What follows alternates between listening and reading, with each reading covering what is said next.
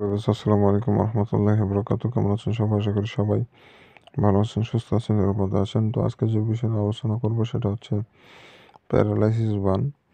আপনি কিভাবে আপনার শত্রুকে প্যারালাইসিস করে বিছানায় ফেলে রাখবেন সে সম্পূর্ণ বিষয় নিয়ে আলোচনা করবো, আলোকপাত করব এবং A to Z প্রথম থেকে শেষ পর্যন্ত শিখাই দেবো, বুঝাই দেবো, হাতে কলমে শেখাবো। আপনি পুরো ভিডিও না টেনে সম্পূর্ণ ভিডিও দেখবেন, কোনো রকম বুঝতে সমস্যা থাকবে না। আর ভিডিও টেনে দেখবেন, আপনার বুঝতে সমস্যা হবে, কাজে ব্যাঘাত ঘটবে, কাজ হবে না, উল্টো আপনার ক্ষতি হবে। এগুলো জিনিস একটু 19-20 করলে কাজ তো হবে না, উল্টো আপনার ক্ষতি হওয়ার সম্ভাবনা থাকে। অতএব পুরো ভিডিও দেখবেন, জানবেন, বুঝবেন, শুনবেন, তারপরে কাজ করবেন। দরকার হলে 5 বার ভিডিও দেখবেন, নিয়ম মুখস্থ ঠরস্থ করবেন, তারপরে কাজ করবেন। তো অনেক ভাই ও বোন বন্ধুরা আছেন যারা আমাকে রিকোয়েস্ট করেন যে শত্রুর জ্বালা অতিষ্ঠ হয়ে গেছেন, শত্রু আপনাকে কোনোভাবেই মানে বাঁচতে দিচ্ছে না, বিভিন্নভাবে পেরেশানিতে রেখেছে, জ্বালা যন্ত্রণা, গালিগালাজ ইত্যাদি। ভাই, শত্রু কিন্তু বলে কয়ে হয় না, অনেক ধরনের শত্রু থাকে। পরিবারেরও হয়, পরিবারের বাইরের হয়, পাড়া প্রতিবেশী হয়, বন্ধু বান্ধব হয়, কলিগ হয়, পরিচিত অপরিচিত অনেকেই শত্রু হয়ে যেতে পারে। জায়গা জমি নিয়ে ঝামেলা, সম্পর্ক নিয়ে ঝামেলা বা বিভিন্ন দ্বন্দ্বের কারণে শত্রুতা অটোমেটিকলি সৃষ্টি হয়ে যায়। তো এই শত্রুতার একটা লিমিটেশন আছে। সাধারণ পর্যায়ে থাকলে সেটা কিন্তু কোনো সমস্যাই না, ওটা ঠিক হয়ে যায়। কিন্তু শত্রুতা এমন পর্যায়ে চলে যায় যে জীবন মরণের বিষয়। দেওয়ালে পিঠ থেকে গেছে। শত্রু বেঁচে থাকলে বা শত্রু সুস্থ থাকলে আপনার সুস্থ থাকা কঠিন হয়ে যাচ্ছে। তো এমন অবস্থায় যখন দেওয়ালে পিঠ থেকে যায় তখন কিন্তু করার কিছু থাকে না। তখন আপনাকে বান্ডা আশ্রয় নেওয়া লাগে। অনেকে আছেন যারা টাকা পয়সা সাথে পারেন না, তার সাথে ক্ষমতা, লোকজন কোনো দিক দিয়ে পেরে উঠতে পারেন, নিরুপায় হয়ে গেছেন। তখন কি করবেন? করার তো কিছু নাই। এখন বান ছাড়া আর কি করবেন? আপনি তো নিরুপায়। তখন আপনি এই বানের কাজটি প্রয়োগ করতে পারেন। এই বানের কাজ যদি করতে পারেন, সারা জীবন শত্রু প্যারালাইসিস হয়ে বিছানায় পড়ে থাকবে। সারা জীবনের জন্য ওই শত্রুটি প্যারালাইসিস হয়ে বিছানায় পড়ে থাকবে, কোনো রকম চলাফেরা করতে পারবে না, কোনো রকম চলাফেরা করতে পারবে না, সারা জীবনের জন্য বিছানায় পড়ে থাকবে। এটা আমি আপনাকে গ্যারান্টি দিলাম। আপনি কাজ করেন, এর পরীক্ষিত তদবির, পাকিস্তানি নকশা। এগুলো নকশা সাধারণত অন্য চ্যানেলে পাবেন না, আমার এই চ্যানেলেই পাবেন। তো যাই হোক, আপনারা সঠিক নিয়মে সঠিকভাবে কাজ করবেন, কাজ হবে। তো বিশাল কথা বলবো না। আপনারা যদি আমার চ্যানেলে নতুন এসে থাকেন, নতুন দর্শক হয়ে থাকেন, প্রথমবারের মতো আমার ভিডিও দেখতেছেন, তাহলে অবশ্যই আমার চ্যানেলটি সাবস্ক্রাইব করে রাখবেন এবং পাশে থাকা বেল আইকনে ক্লিক করে অল নোটিফিকেশন অন করবেন। এতে করে পরবর্তী সব নতুন নতুন ভিডিওগুলো দেখতে পারবেন সবার আগে। আমি নিয়মিত বান বশীকরণ, জিন পরিসাধনা বিভিন্ন ভিডিও দিয়ে থাকি তন্ত্রমন্ত্রের। এগুলো জানতে শিখতে চাইলে চ্যানেলের সাথে থাকবেন। ভাই, আমার মতো করে সুন্দর করে আপনাদের অন্য কোনো তান্ত্রিক বুঝাই দেবে না। আর আমি যত সহজ সহজ নকশা আপনাকে কিতাব ঘেটে ঘেটে বের করে দেখাই দিই, অন্য কোনো তান্ত্রিক দেয় না। আপনি অন্য তান্ত্রিকের ভিডিও দেখবেন, আমার ভিডিও দেখবেন, কার নকশা সহজ আর কার বোঝানো সহজ দেখবেন, তাহলে বুঝতে পারবেন। কারণ আমার লক্ষ্যই হচ্ছে আপনাদের বোঝানো। আপনারা যদি সঠিকভাবে বুঝতে না পারেন তাহলে তো এখানে লাভ নেই। আমি চাই সুন্দর করে বুঝাবো, যাতে একটা বাচ্চা দর্শকও যদি দেখে যেন সেও বুঝতে পারে। তা আশা করি বুঝতে পেরেছেন।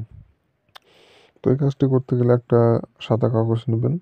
সেই কাগজের উপরে লাল কালি দিয়ে আপনাকে নকশাটা লিখতে হবে। সাদা কাগজের উপরে লাল কালি দিয়ে নকশাটা আপনাকে লিখতে হবে। এবং আপনার যখন নকশা লিখবেন, নিজে পাক পবিত্র থাকবেন। যে জায়গায় বসে নকশা লিখবেন জায়গাটা যেন পাক পবিত্র থাকে, এই বিষয়টা লক্ষ্য রাখবেন।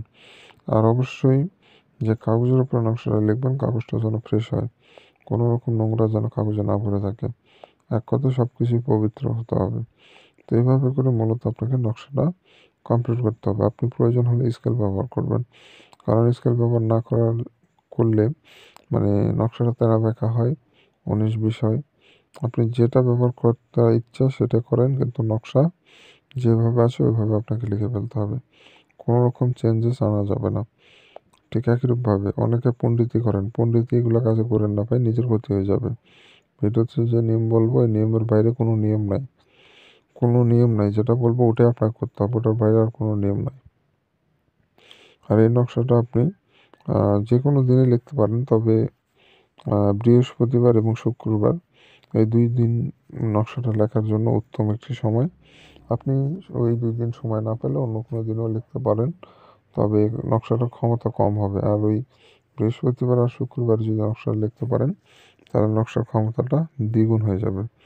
তো আপনারা বৃহস্পতিবার এবং শুক্রবার 2 দিনে যেকোনো একদিন ধার্য করে নকশাটা লিখবেন রাত 10টার পর। যখন নকশা লিখবেন আশেপাশে কেউ যেন না থাকে, নিরিবিলি জায়গায় বসে, একাকী বসে, কোলাহলমুক্ত জায়গায় বসে নকশা লিখবেন। নকশা লেখা অবস্থায় কারোর সাথে কথা বলবেন না। নকশা লেখা অবস্থায় কারোর সাথে কোনো রকম কথা বলবেন না, কথা বলা যাবে না। কারণ কথা বললে নকশা লেখায় ব্যাঘাত ঘটবে এবং কাজ হবে না। এটা নকশার নীতি। আর 10 মিনিটের মধ্যে আপনাকে মূলত নকশাটা লিখতে হবে। 10 মিনিটের 1 সেকেন্ড বেশি সময় লাগালে নকশা কাজ করবে না। তো বন্ধুগণ, নকশা লেখা হয়ে গেলে নকশার নিচে আপনি দেখতে পাচ্ছেন আরবি লেখা আছে। নকশার বাইরে যে আরবি লেখা আছে ওগুলো আপনাকে লেখার প্রয়োজন নাই। ওগুলো আপনার লেখার প্রয়োজন নাই। ওই যে আরবি লেখা আছে ওখানে আপনি নাম দিবেন। শত্রুর নাম লিখবেন, বাংলাতে হোক আরবিতে হোক, যে ভাষা পারেন ওই ভাষায় লিখবেন। প্রথমে দেবেন শত্রুর নাম, তার নিচে পিতার নাম, তার নিচে ঠিকানা। তো এইটুকু দিয়ে দিবেন। আর নিচে নকশার নিচে বর্ডারের নিচে যে আরবি লেখাগুলো আছে ওগুলো আপনাকে লেখার প্রয়োজন নেই, শুধু ওখানে নাম দিবেন। নকশার ভিতরের অংশ শুধু লিখবেন, বাইরের কোনো অংশ লেখার প্রয়োজন নেই। আর আপনি চাইলে লিখতে পারেন, এটা আপনার ব্যাপার। তো আশা করি বুঝতে পেরেছেন। তো এইভাবে করে মূলত আপনাকে সম্পূর্ণ নকশাটা লিখে ফেলতে হবে। লেখা হয়ে গেলে নকশাটা আপনাকে আগুনে পোড়ায় ফেলতে হবে। নকশা আপনাকে আগুনে পোড়ায় ফেলতে হবে, আর কিছু করা লাগবে না। আপনি শুধু অপেক্ষা করবেন। অল্প সময়ের মধ্যে আপনার শত্রু প্যারালাইসিস হয়ে বিছানায় পড়ে যাবে। এটা পরীক্ষিত তদবির। হাজার হাজার মানুষ সফলতা অর্জন করেছে বিধায় আপনাদের মাঝে উপস্থাপিত করতেছে। আমি পরীক্ষিত তদবির ব্যতীত আমি আশেপাশের তদবির আপনাদের আমি দিই না। আর যারা অনুমতি নেবেন তাদের জন্য 2টা শর্ত আছে। চ্যানেল সাবস্ক্রাইব করতে হবে, কমেন্টে নিজের নাম লিখে দিয়ে যাবেন। তাহলে অনুমতি পাবেন, নাহলে পাবেন না। এই 2টা শর্ত না করলে অনুমতি দেই না। কারণ আপনার নাম না জানলে অনুমতি কীভাবে দেব। আর যারা আমার সাথে যোগাযোগ করবেন স্ক্রিনে দেওয়া নম্বরে ইমোতে এসে অথবা হোয়াটসঅ্যাপে এসে যোগাযোগ করতে পারবেন। ডাইরেক্ট ফোনে কল দেবেন না, ফোন বন্ধ থাকবে। ইমোতে যোগাযোগ করবেন। তো ভালো থাকেন, সুস্থ থাকেন। দেখা হচ্ছে পরবর্তী কোনো এক নতুন ভিডিওতে।